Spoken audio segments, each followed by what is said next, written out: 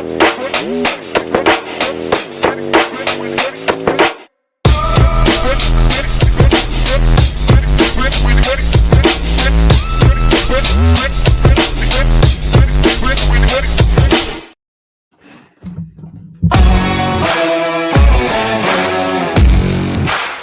tuned into SEC Sunday Night, part of the Chief Sports Network.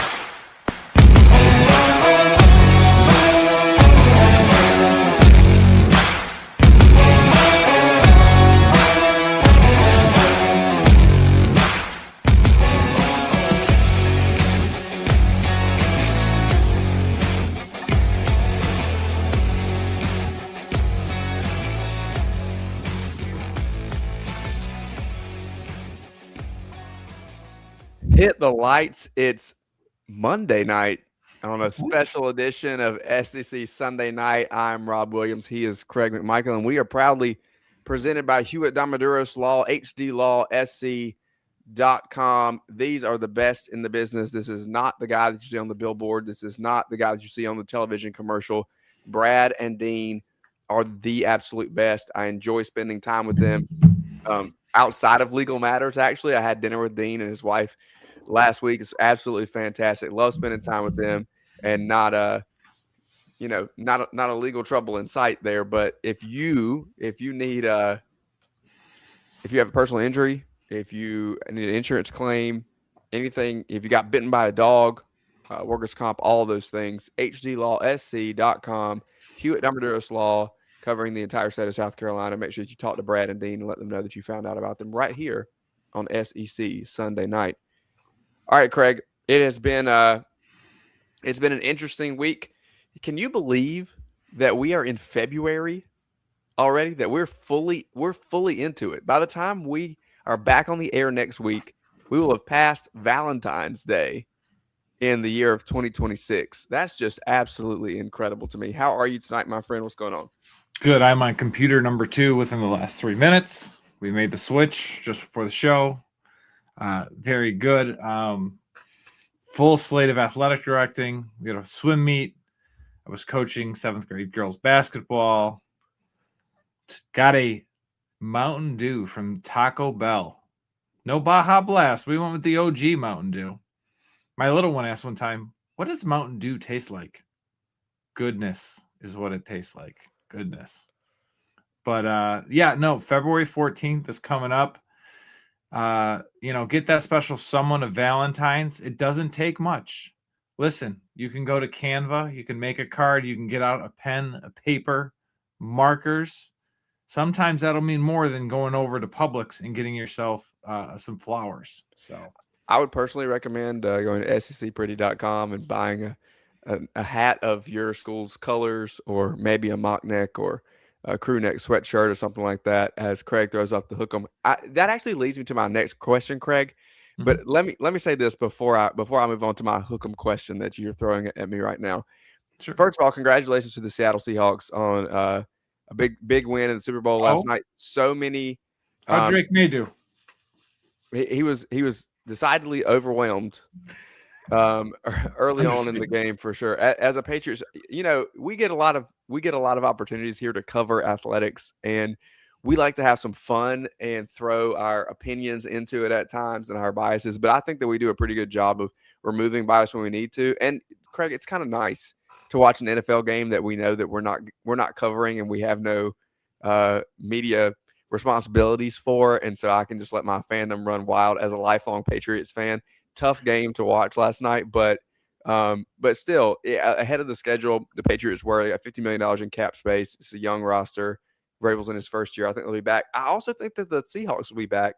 Lots of SEC flavor on these rosters, like we said. Notably, especially for our audience here, as we know that we have a wide audience, but a lot of South Carolina fans. Ernest Jones becomes only the second Gamecock to win 2 Super Bowls, and Nick Emenwari becomes the 20th Gamecock to win a Super Bowl, and did so in his rookie season. Just a phenomenal first year for the young man out of Irmo, South Carolina, just here in Columbia. So it's really cool to see all of the SEC representation there on the biggest stage in football, the biggest night in television, regardless of who you're rooting for or why you're watching. Everybody is tuned in for the Super Bowl. Did you do anything special last night, or did you just hunker down with the fam? Did you even watch the game? Because we know how you feel about the NFL. I only watched the damn game because I thought we were covering it. That's the only reason I watched the game. Like, I would have been like all into college lacrosse if not. But no, I thought like we were going to spend 45 minutes breaking down why Drake May just could not throw. But let me tell you the best story from last night. We had taco. It was Taco Tuesday on Sunday. So we made tacos with the fam. We had a good time watching the game. And then my brother has YouTube TV, and I was watching on the antenna. So I was like 45 seconds ahead of him. And we were talking about your boy Drake May. First, when he threw into triple coverage and almost got the ball intercepted. And I hung up the phone to my brother and I said, wait till you see this next one. And he calls me back and just starts laughing when I made through that big interception. But no, enjoyed the game. Commercials, I feel like we're better when we were kids. I have a question for you. Did the Polar Bears hit the transfer portal? It looks like it. It looks like it. And a great move by Pepsi. We know that I'm a Pepsi guy. Okay, I'm a Pepsi guy. Come sponsor the show and I'll become a Pepsi guy. It's a controversial statement. That's absolutely true. But I'm a Pepsi over Coke guy, and so brilliant marketing move, I think, to steal the Polar Bears, because Coke maybe has focused in a different direction and they saw the opportunity. But yeah, fantastic observation there, my friend. Here's the next thing that I'll ask, because it's the day after the Super Bowl and everybody is watching the Super Bowl last night, but now is the first day that we don't have football for several months.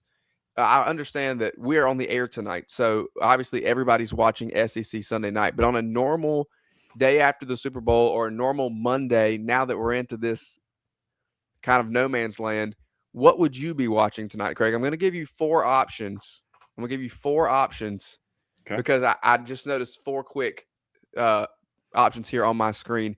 We have the unrivaled 3-on-3 women's basketball league, which is now the off-season official league that is happening during the off-season of the WNBA. It's actually kind of interesting because we have 3-on-3 basketball in the Olympics. These players are doing it's an exciting kind of experience out there. I just turned it on for a minute, and they said that players with 10 or more free throws within a certain span of time, whoever has the highest free throw percentage is going to win $50,000 via one of their advertising partners. So an easy way for some of these ladies, $50,000 is a lot of money for a professional women's basketball player, just because your free throw percentage is up. So that's a pretty significant bonus. So we've got that one. We've also got we've got a little ACC men's basketball, AC men's basketball between NC State and Louisville in a little bit of a matchup there in the Yum Center. Mm-hmm. We also have TGL golf on ESPN2. Have you explored the world of TGL golf yet? Is that the Rory and Tiger one where it's like indoors? Yes. So they play mainly in LA, but they have teams representing different cities. I was focused on Tiger's ex-girlfriend Lindsey Vonn all weekend, and what a badass she was. What a story! And they just announced the extent of the injury that she suffered. Not great. Like Not Joe great. Theismann-esque? Compound tibia fracture, I think is what they announced it as. So we've got those three options. We've got the 3-on-3 basketball. We've got TGL. We've got men's basketball. But the game that I'm watching, Craig, is the women's SEC basketball between number 18 Kentucky and number 4 Texas. So of those four options, does anything grab your attention here on the night after the Super Bowl? What's the name of our show? SEC Sunday Night. Yeah, it is the most compelling thing for me, and we'll come back around to that at the end of the show. I want to run through a couple of things here, Craig, pertaining to men's basketball first, though, before we get around to the women. Sure. In just a little bit. A relatively quiet week in the SEC, I would say. You know, you have some matchups there on Tuesday and Wednesday. Nothing that's a blockbuster. Most notably, I would say that Texas A&M hit a little bit of a skid this week as they lost on Wednesday and then lost again on Saturday handedly to Florida. Oklahoma over Vanderbilt was the big upset of the weekend, 92-91. The Commodores, ranked 15th in the country, go down at home to the Sooners, who have just frankly not been good this season. Arkansas maintains and takes down Mississippi State by 20. The most entertaining game of the weekend was Kentucky over Tennessee, 74-71. Kentucky, although unranked, Craig, continues to show me something. It's interesting, and this will flip now when we get new rankings. But Kentucky 17-7, Tennessee 16-7, and Tennessee was just inside of the top 25 prior to that loss. So really entertaining game on the heels there of the Duke North Carolina game, which was also entertaining, but not in our purview. Kentucky just continues to show me that they're going to be potentially a problem for somebody down the road. And we have talked about them extensively. People in Lexington not feeling great about Mark Pope, so on and so forth. But when I look at the teams that are going to be a problem when we get into the tournament, and I'll make this statement again, the league is deep. It has a lot of good teams. It is absolutely unrealistic to think coming out of last year, 14 teams getting into the NCAA tournament and a lot of top-heavy ones too, and then Florida winning the national championship. The greatest year any conference has had in the game of college basketball, maybe ever. Yep. It's ridiculous to think that could be replicated, and it has not been. And so people think that the SEC is down. I don't know that it's down as much as it's, back to reality. There are a lot of good teams projecting 9, maybe even 10 teams getting into the tournament right now. The interesting thing is nobody, I don't think, on the latest line that I saw was slated above a 4 seed. Yep. And so you've got a lot of teams that are in between like 4 and 10 in terms of where they're going to be seeded. 3 different teams were projected 6 seeds. And so I can just see the SEC becoming a problem because you're going to put somebody in that's going to catch fire. And we've talked about Florida and Arkansas. Kentucky just continues to be one that sticks in the back of my mind. As Nate Ament continues to get better for Tennessee and Rick Barnes, though, that's a big one as well. So we'll just continue to monitor as we're in the last month. We're in the stretch now. But I guess that's my question. Whether we get 8, 9 teams, whatever that is in there. Florida looks like Sweet 16, Elite 8. Could make a run there. They're getting hot. I'm not going to discount Arkansas with Cal. I agree. Kentucky maybe can go Sweet 16. You know what I mean? Like you could see them getting hot. Right. They're streaky, but they could go out. Who else do you feel comfortable? Like outside of that, like who else do you feel comfortable making it out of that first weekend? Like to me, what I see is we're going to get a handful of teams in there. Maybe a first round win, but then probably the vast majority are going home Saturday, Sunday. Maybe we've got 2 or 3 teams left for the Sweet 16 week 2. Well, like I just mentioned, Tennessee. So Nate Ament is probably going to be a top 5 pick in the NBA draft, and he continues to get better as a true freshman as the year goes on. So if he can provide significant scoring for the Volunteers, I can see them getting out of the first weekend. You also have a team like Alabama, who we're about to talk about, who I think has a lot of talent. And did something the ability to get there, but maybe lacking a little talent now. And then the other one I would say is Vanderbilt, who has been the surprise of the year. And although they took a shocking loss on Saturday to Oklahoma, I think Vanderbilt has the pieces in place to play disciplined enough and get out of the first weekend potentially. When you look at teams with that type of potential, we've got teams. I just mentioned Texas A&M has kind of been on a skid, but their brand of basketball plays well in the tournament. We know that Georgia's got some talent, and they may. Georgia's going to be dependent on their matchup. Like I feel like if Georgia can run, they can be fine. But let's be honest, when you get to the SEC conference tournament and then you get to the NCAA tournament, you're going to get somebody who plays a little bit of defense and they're going to slow down. And I think that's going to be the Achilles heel for the Dogs. Like if Georgia can just run and go, yeah, sure. Like they can go, but I think we've just seen it, especially in SEC play. They were super high on a so-so non-conference schedule, but now that they've gotten into the league, defenses have gotten tougher. It's a little bit of a slower pace. They are totally struggling. So like that's where hey, maybe we'll go back and we'll be the NIT champions. Remember that a couple years ago? Like that's the thing I was hanging my hat on, Georgia being an NIT champion. Question for you, like looking also post-March, South Carolina, Mississippi State looking for new coaches? We have like I said, we have this final month here to see how it plays out. And I think there are some things that could go up, that can shift around.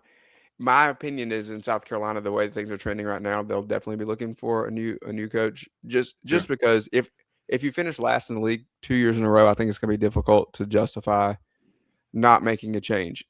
However, I also think that there are a lot of factors that have to be considered here, and I don't know the situation at Mississippi State quite as well. But what I do know is that Mississippi State is one of those SEC schools who is not flush with cash, not destitute, because it's an SEC school, and so you're still gonna have money that's pouring in there, but you're not a metropolis. You're not somewhere that has a super rich alumni base, and so you have to kind of make some difficult decisions, I think, in terms of where you're putting your priorities. And when you're in the SEC, the expectation is to put all your chips in on the big three sports. Right.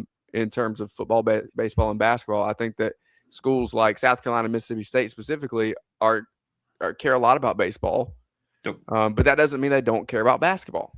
And so you have difficult decisions to make as athletic directors in that case, because you don't want to sink too much money into a basketball program when you may be able to allocate those funds in a different direction. Well, if you look at it, Mississippi State has just gone through a big renovation at the Hump in Starkville. Like, over the last couple of years, Mississippi State has put a lot of money into their basketball program, into their basketball facilities.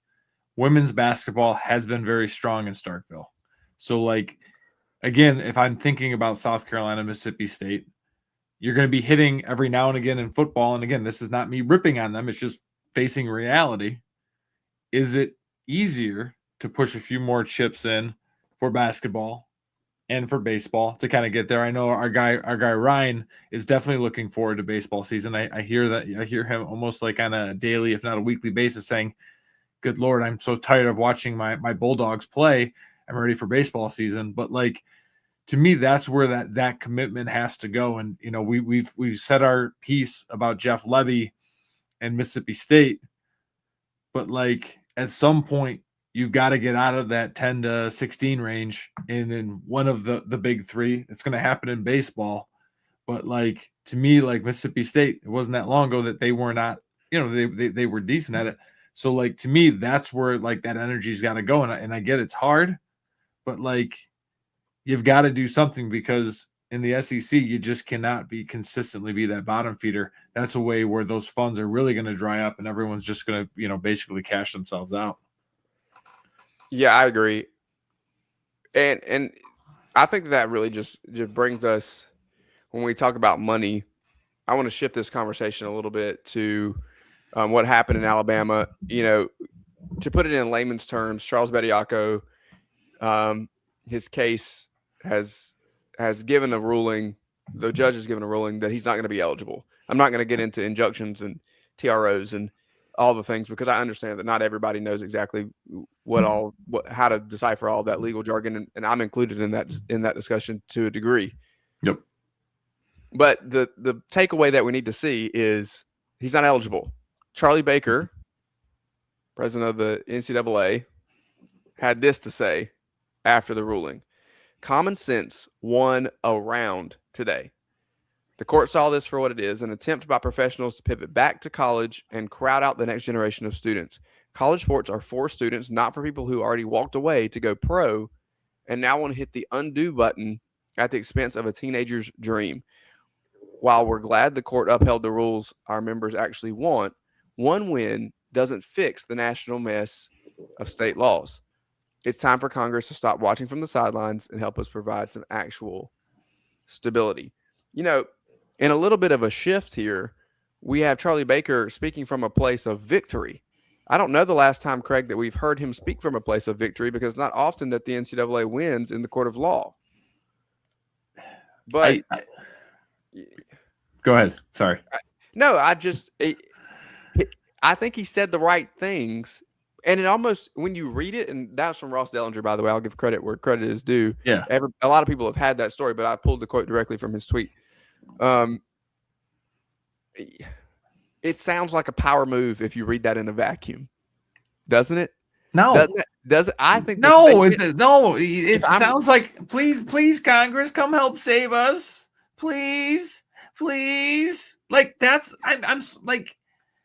Listen, I wrote a story this week on Last Word about this whole case, and like we're quick to rip on and the NCAA and Charlie Baker, like he's toothless. He's he got lucky this time, but like I think the question is like, listen, Congress ain't going to do a damn thing about this. It's too partisan, it's too politicized, one way or the other. Whether you're on the red team or the blue team, there's certain ways you feel about whether, athlete compensation. And I don't think Congress is going to solve this. To me, who had the common sense argument was Dan Wetzel. Dan Wetzel wrote a fantastic piece on ESPN, I believe it was Friday or Saturday, where he simply said a very basic question. If you are playing U12 basketball and you're 13, you can no longer play U12 basketball. And this is the part. The NCAA has these questions. You went pro. You shouldn't be allowed to play. But what's crazy and what's challenging is it's not necessarily like the NCAA's fault. It's not the federal government's fault. At the end of the day, whether it's Bediako or whether it's Aguilar at Tennessee or it's Trinidad Chambliss at Ole Miss, what are they doing? They're looking and saying, hey, where can we find a favorable home field advantage to get this done? The only reason Bediako was originally okay to play is that the first federal judge donated somewhere between $100,000 and $250,000 to the University of Alabama. He had a vested interest. And then he recused himself. And now this other judge, who again, Alabama undergrad, Alabama law school, finally made the right call and said, you know what? No, he's not good. But like, I think this is the problem with college athletics. It's not NIL. It's not the transfer portal. It's basically systemic sometimes of what's happening in our society. I don't like what happens. I'm going to sue somebody. And I'm going to sue it in this court where I'm going to sue it in a place where it doesn't make sense. And it's frustrating. I love Trinidad Chambliss. I think it's fantastic. He doesn't get another year. He should not get another year. Yet Tom Mars is going to middle of nowhere, Mississippi, in order to get that. Joey Aguilar. Oh, my JUCO years shouldn't count. I'm not going to go into the federal case with Diego Pavia. Instead, I'm going to take my case to Knox County Court in Tennessee, where I'm going to get a favorable volunteer judge to say, oh, yeah, your JUCO stuff didn't count. When for all of the years up until last year when they made the Pavia ruling, that they had that. And this is my biggest problem and my biggest challenge is, and this was my argument, what is the power of Greg Sankey? Greg Sankey is a phenomenal commissioner. He speaks, everybody listens. But he was against Bediako getting eligible. But what did Greg Byrne do? Greg Byrne hid behind, well, it's academics. This kid just wants to come back and get his degree. Bull crap. And then Nate Oates. Well, let him come back and get his degree if that's the case. He doesn't have to play basketball to get a degree. He does not have to get his degree. Exactly. Does not have to play basketball. But then you have Nate Oates saying, oh, well, this system is screwed up. But, what am I going to do? This guy might be able to help me, so I'm going to let him play. And I think this is the problem and this is the challenge. Is because you've seen Charlie Baker and we've seen the NCAA stripped of power. Now we're having Greg Sankey, who, you'd expect this from Jim Phillips and the AC, but not from Greg Sankey. When Greg Sankey has alignment. Well, one of his golden institutions, one of his blue blood institutions, Alabama, shows that the SEC may not have that alignment and that's the problem right now with college athletics. I want to get mine. I'm not worried about all of ours. And it's an absolute problem. It's an absolute issue. So sorry if I went out of soapbox there, but obviously I'm a little fired up about it. I think that you're right on the alignment issue. And the thing that I'll look back and say and we're up against the break here, so we got to get out of here. But the thing I'll look back and say is I agree with you that Charlie Baker is whining here. Yep. I think that what my point was, if I'm someone who doesn't know sports and doesn't understand the dynamic of the toothless NCAA, and I read that statement, it feels like it has more oomph than what our perspective shows that it does not at all. I think if I'm reading that, if I present it to somebody who's not a sports fan and they read that, like the way that it was written and the way that it's spoken, I think comes across as a lot more powerful. And we read it and go, okay, guy, but like this is the one time you've had to speak from this position of victory in who knows how long, and you don't have any real authority.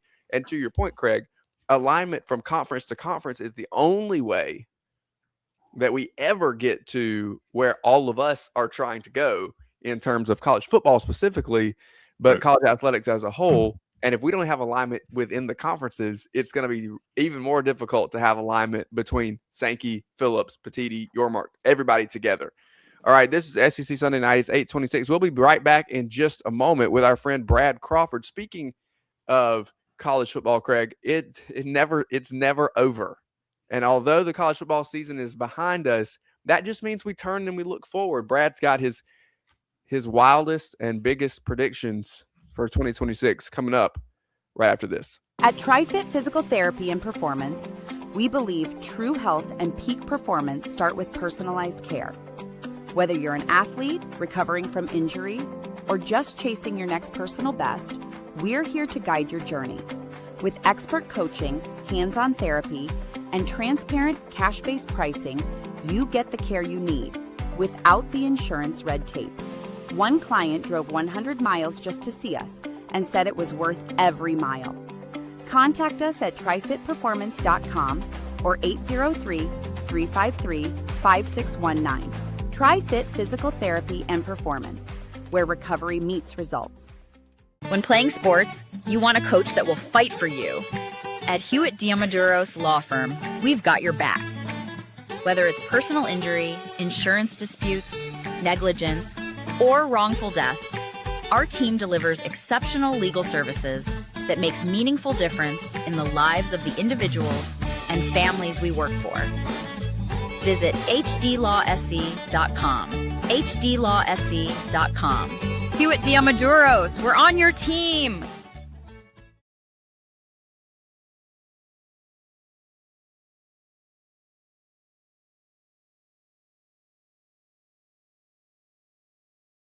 Is SEC Sunday Night, part of the Chief Sports Network.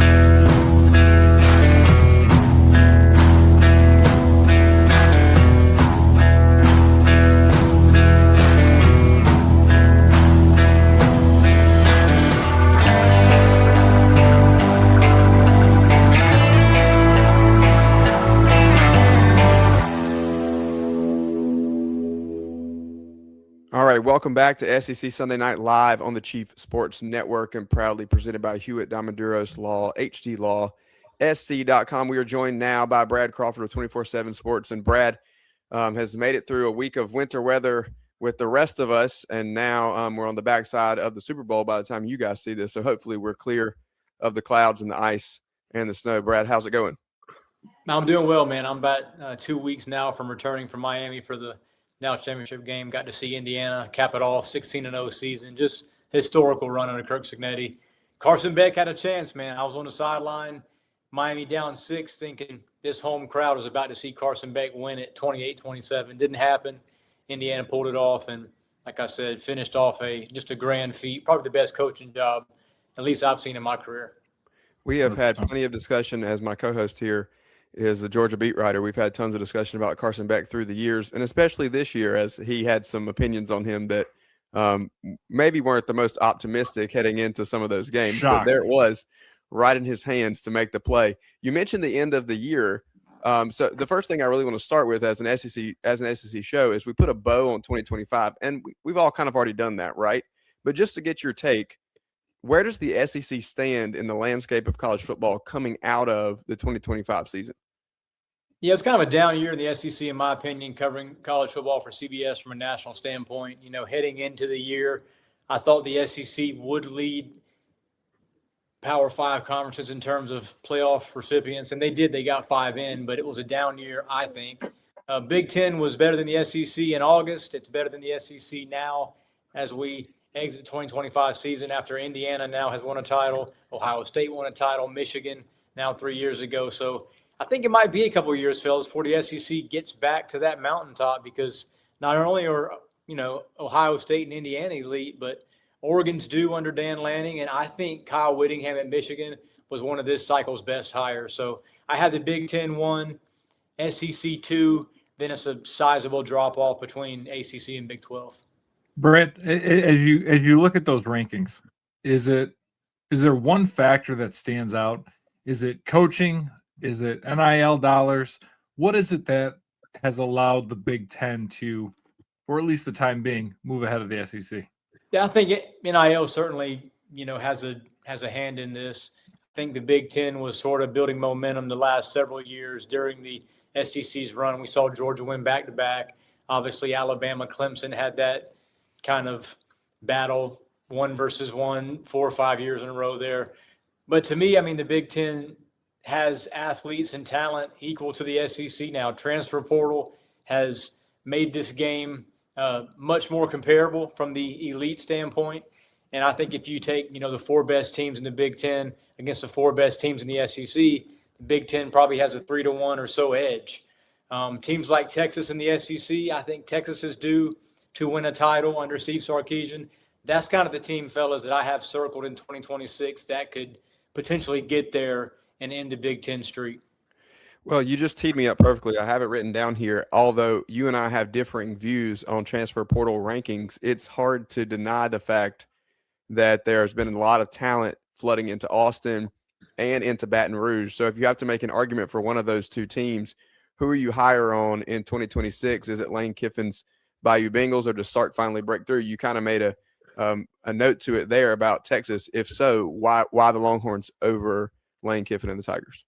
Yeah, I think right now I trust Arch Manning having a Heisman caliber season more than I do Sam Leavitt. Not saying Sam Leavitt is not an elite caliber quarterback who could possibly get there, but Lane Kiffin's asking, a new crop of assistants, pretty much 40 or so new transfer portal signees to find camaraderie, be able to gel. We saw he did that at Ole Miss, and then he bounced before the playoff, but I just don't know if he can do that in year 1 at LSU. LSU is the 4th and final team I have in my way too early projection for the playoff, because I think LSU has to get there in Lane Kiffin's first season. But Texas is a team that will be more complete.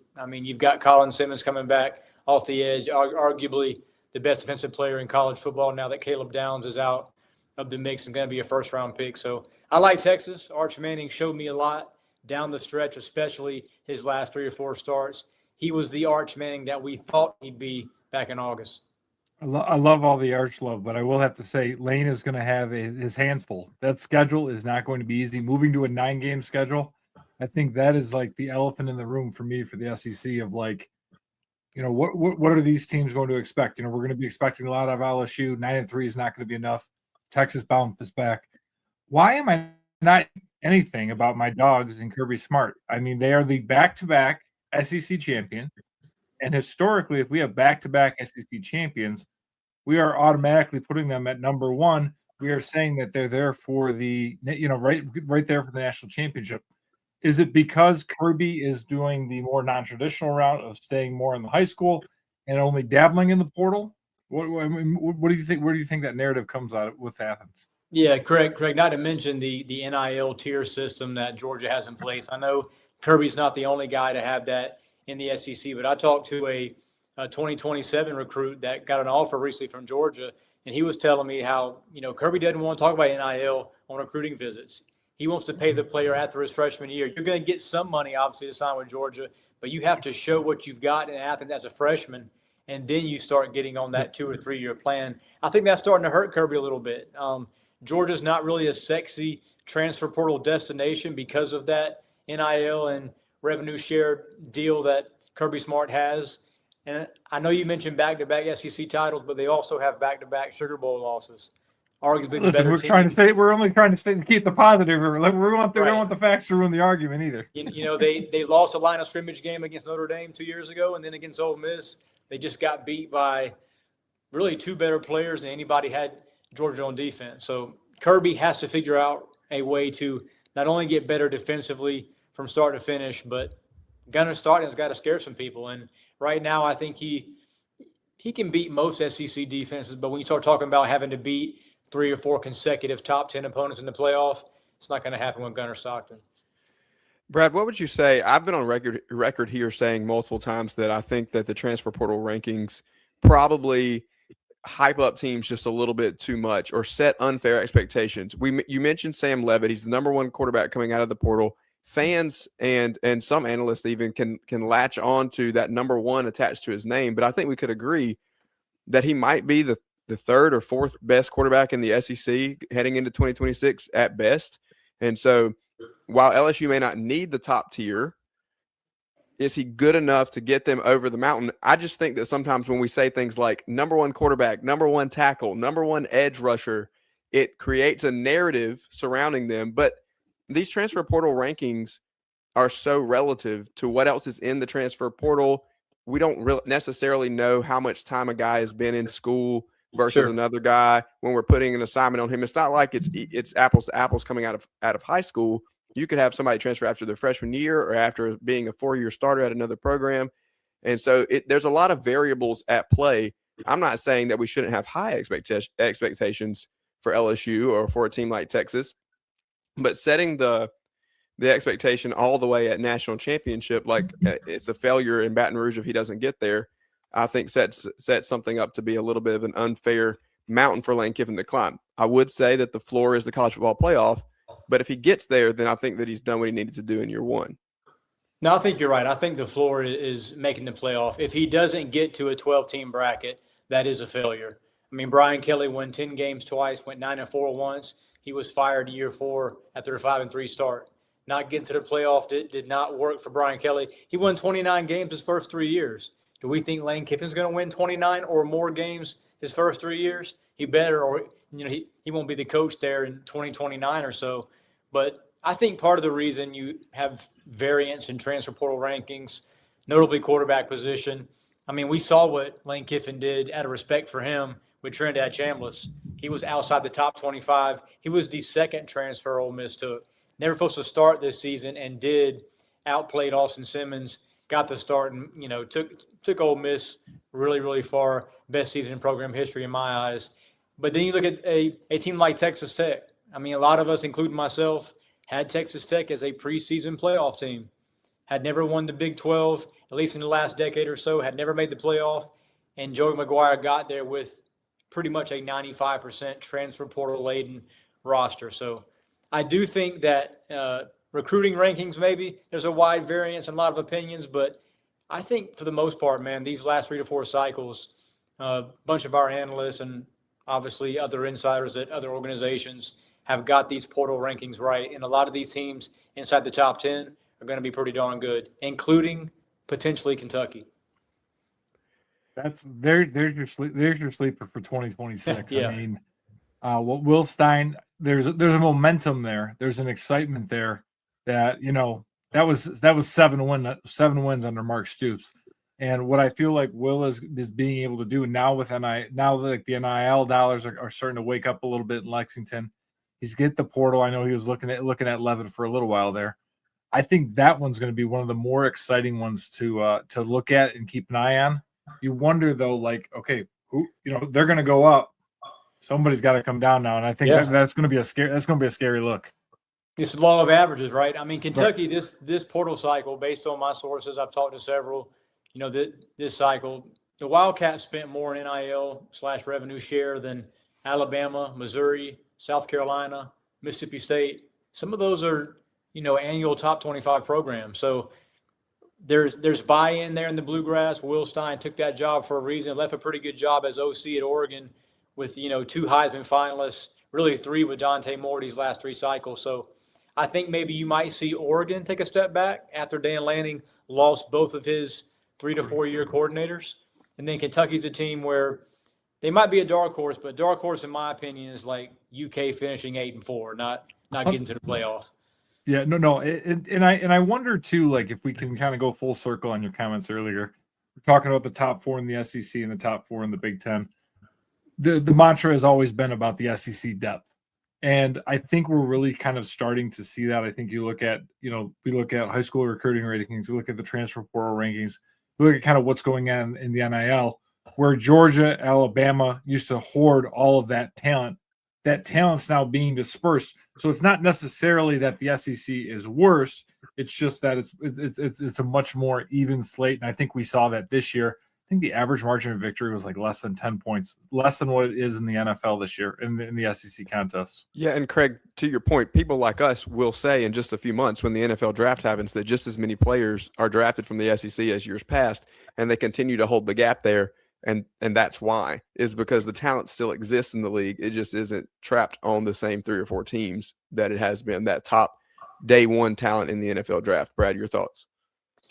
No, I think you're right. I mean, I think 2 months from now, we're going to see probably 49% or so of the draft picks come from the SEC, probably going to have 35% from the Big Ten, and the rest are going to be diamonds in the rough elsewhere. I mean, there's a lot of Big Ten. I follow that league as closely as I do the SEC now, being a national guy for CBS. And there's a lot of talent in the Big Ten that maybe doesn't get the pedestal that a lot of these SEC teams get.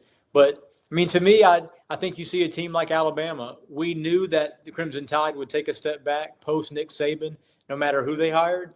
But that Bama mystique is gone.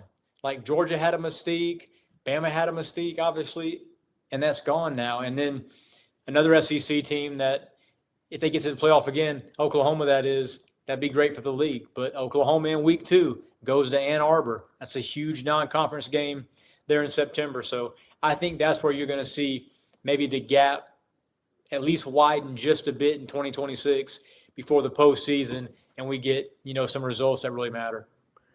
Okay, Brad, one more before we get you out of here. You had an article drop just a couple days ago with your 2026 projections. And I would love for you not to give everything away here to our audience because I need to go read it. But really my question is more, what's your process? Because we all are in this mode now, right? We've put the bow on 2025 and it's time to fully look forward. We've kind of gotten this couple of weeks where we've really been able to hone in on the transfer portal, but we've talked about it multiple times here that with no second portal window and the diminishing value of spring games and spring football, we're pretty much here. Like we just about have all the data that we're going to have when this thing kicks off at week 0 in 2026 later down the road in the fall. So what's your process to coming up with these projections as it stands right now? And how does that shape the narrative of what you're going to talk about, we're going to talk about, and everybody like us is going to talk about for the next 6 or 7 months? Yeah, I've tried to simulate 2 deeps for the top 25 or 30 teams I think really have a shot at this, maybe 3 or 4 from the G5, 25 to 26 or so from the Power 5. Obviously, we're staying at a 12-team bracket. I think we do expand to 16 in 2027. But for this projection, I went by schedule favorability, how many teams are going to, be 11-1 or so going into conference championship weekend. And then from the G5, I don't think we're going to see 2 G5 reps this time around. I think the 12 seed is going to be the American champion. Last season at this time, I took Navy. Navy was 7-0 and ranked before, facing a arduous November. Kind of fell from there. And I think Memphis this year, fellas, is going to be, with a first-year coach, potentially that G5 bid. Memphis or UNLV with Dan Mullen. Those are sort of my 2 G5 sleepers. Shout out to our guy Memphis Spencer on the Charlie Huff train. That's awesome, Brad. He's a great coach. Excited about. Yeah, he really is. And you just saw he's kind of respected that process coming out of that Saban tree, right? Did his time at Marshall, gone to Southern Miss. Now he's at Memphis.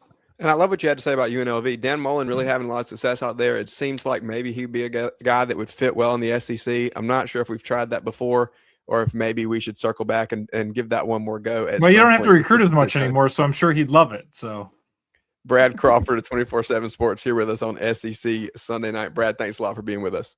Yeah, man, no problem. We'll be right back after this. When playing sports, you want a coach that will fight for you. At Hewitt Diamaduros Law Firm, we've got your back.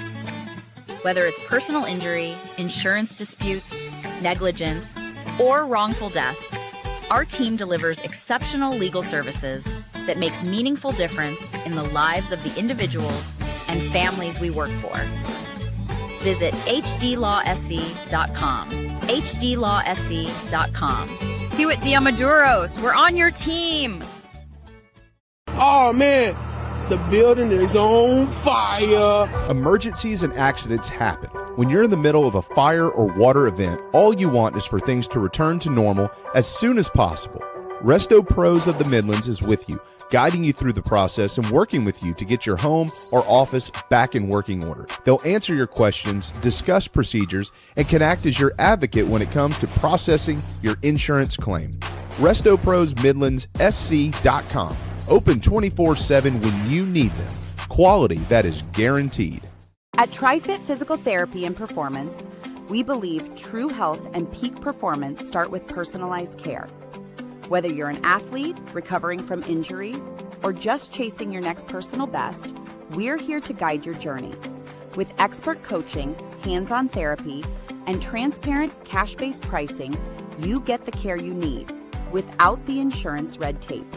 One client drove 100 miles just to see us and said it was worth every mile.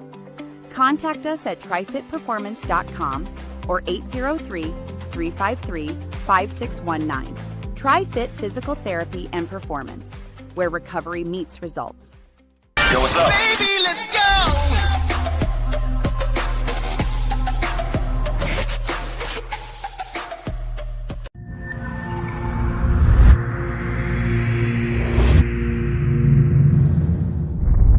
OTC is go. Thank you. Go. PTC is go. LPS is go. Houston flight is go. Molotov. FTM is go. Safety com is go. STU is go. LRD is go. SRO is go.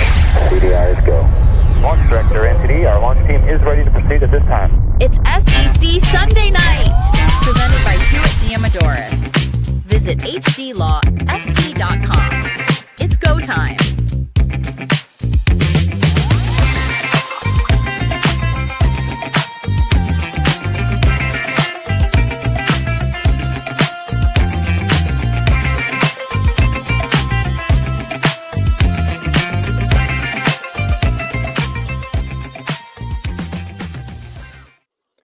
Welcome back to SEC Sunday Night Live on the Chief Sports Network and proudly presented by Hewitt Diamaduros Law. And now, first of all, thanks so much to Brad Crawford for being with us. Some really good takes.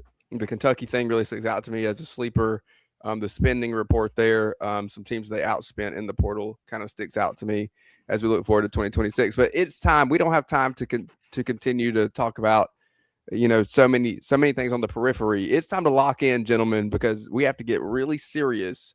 Talk about dessert. Make our way to the message board. Casey is here, and it is time for us to figure out what is really happening inside of these athletic programs, because there's no better source than a confirmed message board source. Seriously, that's very true. What's going on, Casey? How are you guys? I'm excited to be here. I had some hot cocoa in my cup tonight, but you drank it all. Gone. Yeah, I drank it all during Craig's monologue there earlier. Yeah, that's what I figured. Four score and 7 years ago. All right, well, our forefathers. We're gonna start off with this content. We're gonna start off with our weekly "Who should South Carolina hire to be the men's basketball coach?" board. It seems we've had one of these almost every week. So, Casey, take it away. Yeah, so our MBG, what did MBG say here? South Carolina needs to go get Kelvin Sampson. Go get Kelvin Sampson, Carolina Spurs says. That's it. Well, I think that is in reference, and you have to check the On3 NIL post that was screenshotted. Is that the term? Screenshot. Carolina Spur. Thank you for the comment. Yeah, that's a lot of technology that Carolina Spur is using. It says, new, Kelvin Sampson gave a blunt assessment of Houston's NIL funding. Quote, we have a very poor athletic department. We're poor. We were poor when I got here, and we're still poor. We probably have the lowest budget of anybody in the Power Four. Did you guys see the story? Because that's a real quote. That's not manufactured. No, I didn't. I didn't see the story, but I will tell you that that's also a cry for help. Like that's a plea to your hire. I've seen it done. I'm not going to tell you what school and what sport, but I've seen it done and it worked. So that is kind of a cry for help. He's not talking to the fan. Well, he's not talking to the media. He's talking to the fans. I know that doesn't seem like brain surgery. No, and I think obviously the message board poster here is coming at it from the angle of, well, maybe he needs a life raft to get out of there, which, maybe isn't a terrible angle if you've got money I think he'll another go. program. Yeah, if he's not pushing a shopping cart around like at boosters meetings, just looking for hundreds to be thrown in there, then yeah, he is going to leave. There's no question about it. But I remember a couple years ago, was it Sports Illustrated or Yahoo did a story with Holgerson, like just after he got to Houston, and they were talking about getting with the boosters. Like, I guess I just don't buy the fact that Houston doesn't have boosters.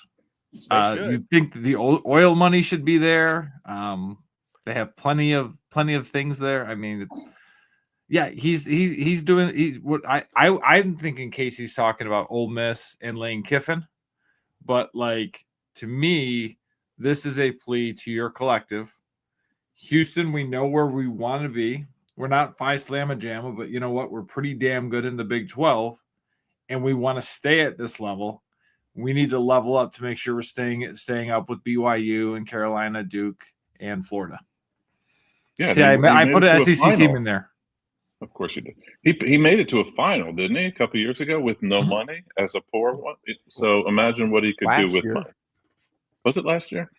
He was in the final. Wasn't it last year? He was in the Final Four. I watch football. Probably. I forget where I put my keys earlier. Okay. Okay. We'll come back around to that in just a minute. Have you guys been to Houston, by the way? Never.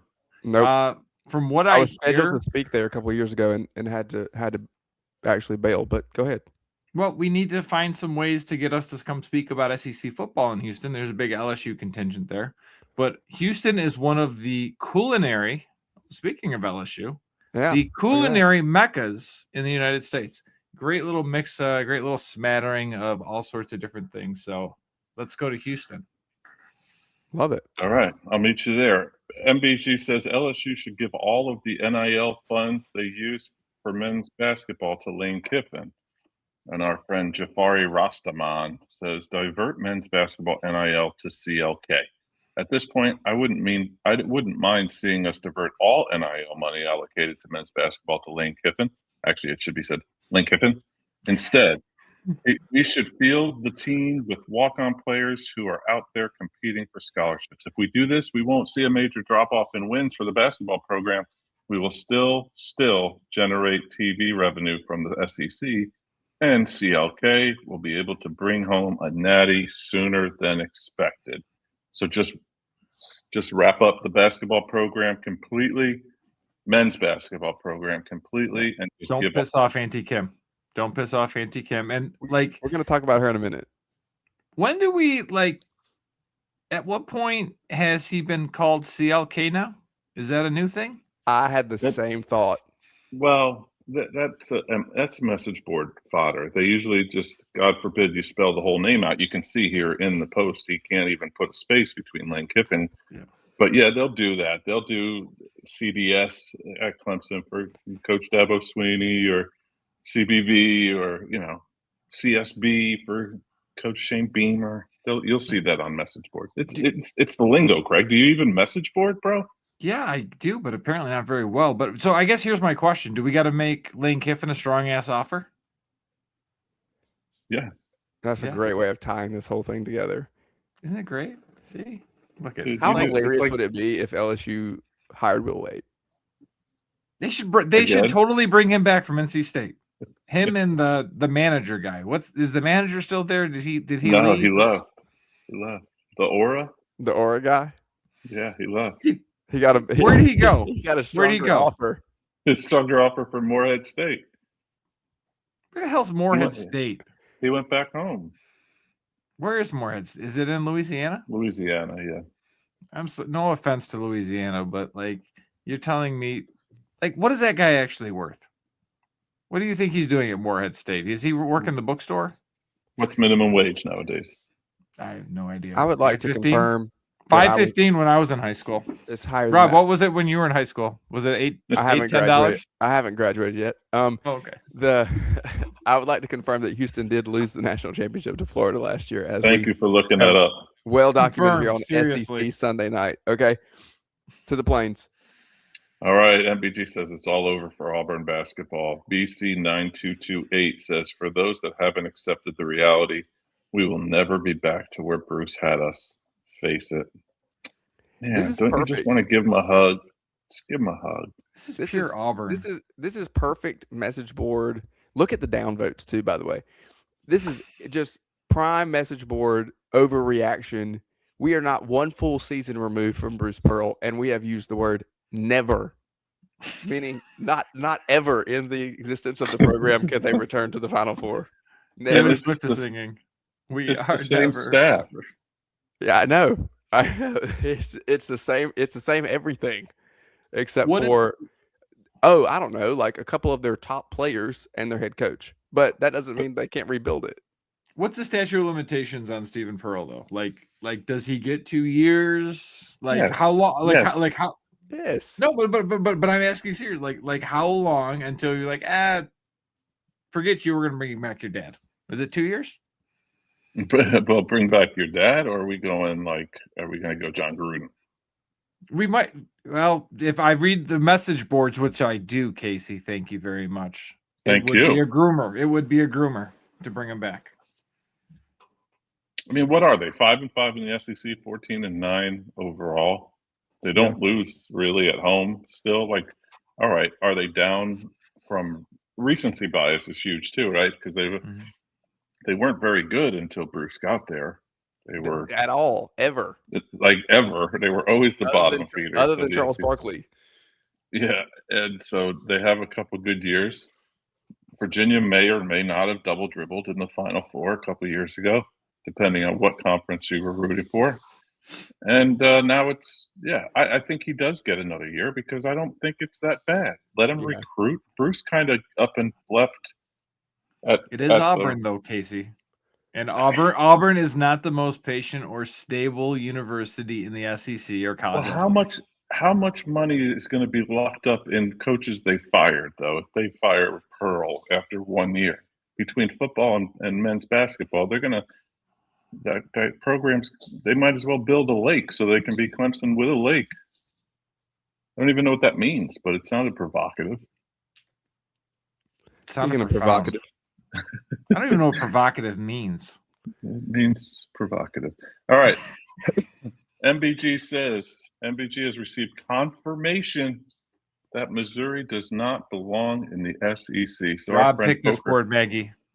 This is from SEC Rant, which is one of our favorites on the show, and a common poster to at Board Genius's site page, whatever it's called. Poker Face, who's obviously from Middle Tennessee, odd, says polling confirms Missouri not a fit for the SEC. In addition to their abysmal athletic efforts and pitiful campus life, polling confirms what anyone who has ever visited the state know all too well. A decisive 95.3% of Missourians self-identify as living in the Midwest, only 2% less than Iowa, the quintessential Midwestern state.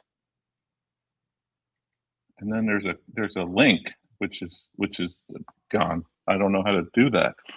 Quote, Emerson College Polling and the Middle West Review are excited to share the findings from the largest ever study on Midwestern boundaries and identity. The study surveyed 22 states, including those that are traditionally considered to be the Midwest, but also surveyed its surrounding states, including Arkansas, West Virginia, Colorado, Oklahoma, among others. Over 11,000 responses were collected across 22 states. The study finds a majority of residents in Iowa, Minnesota, Missouri, Illinois, North Dakota, Wisconsin, Nebraska, South Dakota, Indiana, Kansas, Michigan, Ohio, Oklahoma, and Wyoming consider themselves to, quote, live in the Midwest. Similarly, the majority of people in the same states consider themselves to be Midwesterners, though at a lesser intensity. It is time to right the wrongs, says Porker Face, of a few years ago and boot those Yankees from the conference. Yeah. Fantastic. That was a lot of words, guys. That's a lot. What's your favorite Lady Gaga song? Is it Poker Face? It's Porker Face. Yeah, it's No, Weird but Al Lady Yankovic. Gaga. Yeah, is that Porker Face? Is that what it is? Like, what's your like favorite? The one she did on the Super Bowl show last night is my favorite. Rob, So, what's yours? This is a Lady Gaga. Was that Lady Gaga? Yeah. Telephone. Yeah, I love Poker Face. So I used to, like, when I was a world history teacher, there was a spoof on Bad Romance. It was on the French Revolution. It was fantastic. Yes. Like, I would have the whole like freshman group saying "La la liberté." Okay, so to your point, I think I have more Lady Gaga. Awesome. Lady Gaga songs as mnemonic devices for learning in high school classrooms than any other artist that I've ever heard. I've heard teachers of all subjects use Lady Gaga. Use Taylor Swift's Bad Blood. So speaking of Missouri, you ready? I'm going to bring this back around to Missouri. When we were talking about the origins of the Civil War, I would use Taylor Swift's song Bad Blood about Band-Aids not fixing bullet holes. You know, the origins of the American Civil War. That's on another podcast that you guys can check out. History with Craig. Make sure that you listen to History with Craig. It is nestled somewhere in the midst of these message boards. He's chatty tonight. It's a message board thread somewhere buried deep in the SEC rant world. All right, Casey. Well, hang on. Well, we didn't answer the question. Does Missouri belong in the SEC? What does Maggie say? Yes. I tagged her. We'll see what she says. She'll be here in a minute. We know what she'll say. She's there. There she is. So anyway, Maggie, do you guys belong in the SEC or? That's a great segue. Yeah, exactly. So anyway, Casey, baseball season is here. Speaking of things Missouri doesn't belong in, we have an opportunity. We have an opportunity to discuss the one of the greatest sports that the SEC has to offer, right? And oftentimes we can look at the SEC as a football league. Last year they were definitely a basketball league, and but baseball is kind of that backbone, that foundational piece, America's pastime. These schools in the South, specifically the schools in the South, play baseball really well. Well, mainly because they're not in the snow still. And so we'll look forward to getting all these schools down here around the SEC territory, and some schools in the AC will welcome schools down from the cold weather to play this weekend and on opening weekend. Casey, your overall thoughts on college baseball? I know that is where your heart lies. Just if you would, an ode to the sport and what you're looking forward to as the season is upcoming. This is as good to me personally, and probably not a great opinion for most out there, but this weekend is arguably my favorite sports weekend of the year, alongside the first weekend of March Madness and the first weekend, the true week one of college football. I put it up there that high. I love college baseball. I fell in love with this game a long time ago when I was a wee lad watching Craig Biggio and John Valentine and Mo Vaughn in college. So I won't tell you where they went to college, but I watched all those guys in college. And from that point on, I just love the sport. The ping of the bat is awesome. I know they played that up a couple of years ago. I think the SEC, LSU again looks loaded. I think the ACC is going to have a lot. Again, transfer portal, trying to keep up with figuring out who went where and why and when. Coaches, big-time coaches making big-time moves this year. Duke coach going to Virginia, taking the entire Duke roster with him to Virginia. Virginia coach going to Mississippi State, taking half of his roster. And the guys that didn't go went to LSU or Tennessee or wherever. So it's going to be a fun season. It's going to be a long season. And it starts Friday night in most big-time places. So I'm excited for it. I can't wait. Sorry for your South Carolina boys hitting the injury bug early, which really does stink. I don't like that ever for any school, regardless of rivalry or not.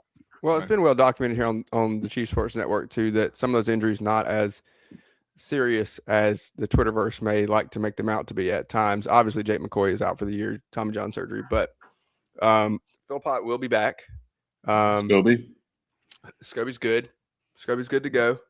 And we also saw, surprisingly, this last weekend, Bo Hollins get back in the scrimmage lineup, and it looks like he may be ready to go for day one as well. So just a lot of a lot going on across the league. I'm looking at a couple of big time matchups in Arlington. You got Vanderbilt It's a and great tournament. Texas Tech in that one. You've also I was trying to pull up the list. If you have it, you can save me here. But I actually can save you. I've got a hot take for freezing cold takes. Okay, go ahead. In the College World Series in Omaha, LSU and Texas will meet. And this time, Joy, sorry, Hook'em will take the national championship. But one of the things that I'm really interested in seeing, what does the Tennessee Volunteers look like? Tony Vitello is now in San Francisco, and I felt like he gave the Vols a certain edge. I think opposing teams really probably didn't care too much for the Vols and the swagger that they brought. They were very excited with with the hitting coach that they brought in. I cannot remember his name off the top of my head right now, but do the Vols still have that edge with a new leadership? And a couple of dark horses for you to possibly make some noise. Look for Arkansas and Ole Miss to make some noise in Omaha. I wouldn't say Arkansas is a dark horse to get to Omaha. I think perennially Dave Van Horn and to win that group. To win. Yeah, and they should have. How many times have they choked it out the last few years? I was going to say they are the number one seed or close. Snake. They were a foul ball pop fly away from winning the College World Series. Instead, it drops in. But the thing about Tennessee too, and yeah, Vitello leaving, but they got the kid Henry Ford from Virginia, who was arguably I don't think he was eligible to be drafted, but he may have been a top 5 draft pick last year if he was eligible to go.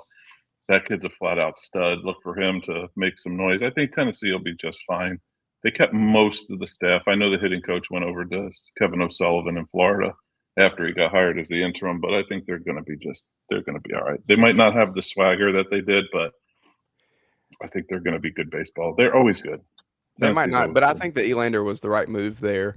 And you mentioned Kevin O'Sullivan in Florida, where we don't necessarily have time to get into the offseason drama, but a lot of talent in Gainesville, and so I'm looking forward to seeing what they do as well. Here's the lineup for opening weekend in Arlington in the Shriners Children's College Showdown: Oklahoma and Texas Tech on Friday, TCU and Vanderbilt on Friday, Oklahoma State and Arkansas on Friday, and then they will rotate around and everybody will get a matchup there. So again, Oklahoma, Texas Tech, TCU, Vanderbilt, Oklahoma State, Arkansas. Some great teams there. All eyes on Arlington this weekend, I think, and then we'll kind of be all over the place, kind of spot watching our favorite teams as it goes throughout the rest of the country. But some big matchups already.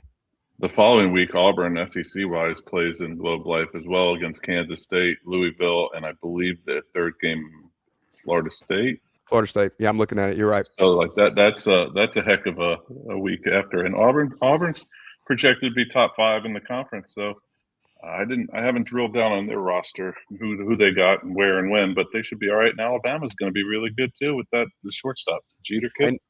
And you mentioned, and while we're at it, we'll just go to weekend 3 in the AMG Bank College Baseball Series here. Arizona State, Mississippi State on Friday. UCLA and Tennessee in week 3 will be fantastic. That's a Jersey matchup right there. Virginia Tech and A&M, and then we're going to rotate those matchups around as well. So a lot of SEC flavor in those first 3 weeks, playing in some showcase tournaments that will be really really telling as we're early on in the season to see who's got what and who's still trying to figure some things out. It's early, but there's something about college baseball, whether it's on the radio. I got a pack of sunflower seeds or boiled peanuts, and I'm kicked back. Maybe I'm grilling. Maybe I'm, putting out some mulch, doing some things in the yard, maybe I'm actually out at the park, right?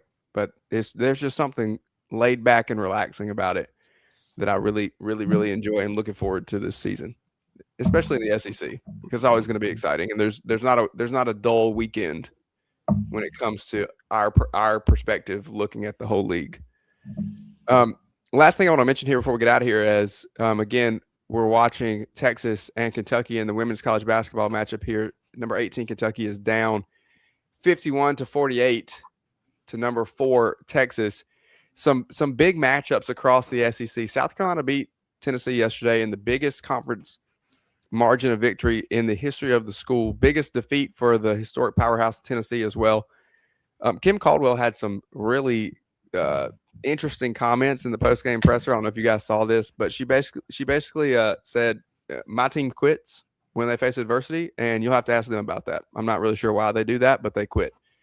That's coaching. That's coaching. You cannot throw your players under the bus for, we can't deal with adversity. It is your job to prepare them for adversity. So, Kim, as much as I enjoy your content, go coach your players better. And really what it sets up is the matchup on Saturday night.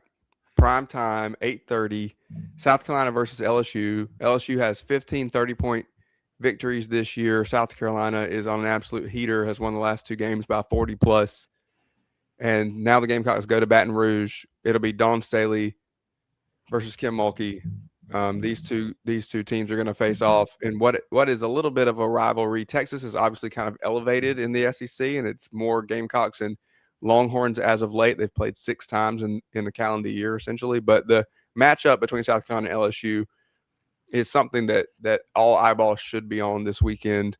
Obviously, you have the underlying story of Malaysia Fulwiley, who was a guard at South Carolina from Columbia, now playing for Kim Mulkey in Baton Rouge.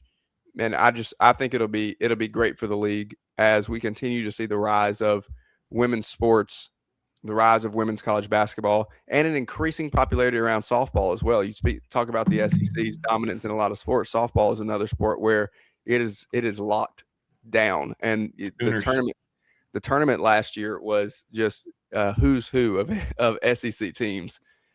So interested to see how that matchup plays out in Baton Rouge on Saturday night.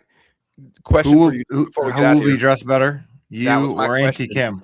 Who will have the more impressive outfit, Dawn Staley or Kim Mulkey? Kim Mulkey all day long. Auntie Kim has always got it rocking with the bling bling. But do we like it though? That's my question. Yes, Dawn's outfit something that we was like. great. Yes, we like Auntie Kim. What'd you say? Listen, Dawn's outfit yesterday was fantastic. I thought it was fantastic. I was at the game yesterday, and enjoyed Dawn's. Yeah, you weren't. That's true. Enjoyed Dawn's outfit as well. While Maggie wants to throw one more shot at us. No. Oh, Maggie for the Don't win. say us. Don't say We've us. already discussed that, Maggie. If you were here for the whole show, you would have heard us talk about the Super Bowl. You would have heard Rob avoid talking anything about the Seahawks because Drake May couldn't complete a pass because the Patriots offensive line couldn't block. 5 couldn't block 4. Really, if I want to, that's the sad reality of it, Craig, is that the left side of the line is made up of SEC. The left side of the line is made up of SEC rookies, and they both got their tails. Listen, don't trust those LSU guys. The Georgia guy had to bail out the LSU guy the entire time, and as usual, the LSU guy couldn't come through with it. So what a shock! But to your point about Drake May, I think that he did. He got rattled. He got rattled early, and there was just no coming back from it. Once he didn't play well all playoff.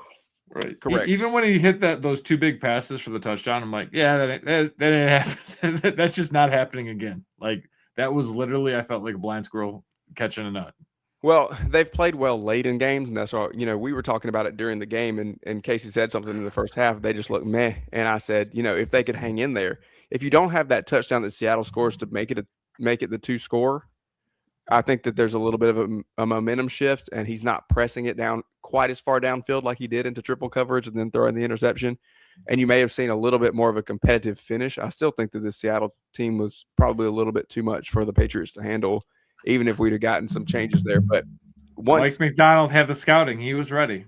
Once the lights went on or off, or however you want to phrase it for Drake May, it was over. Okay, boys.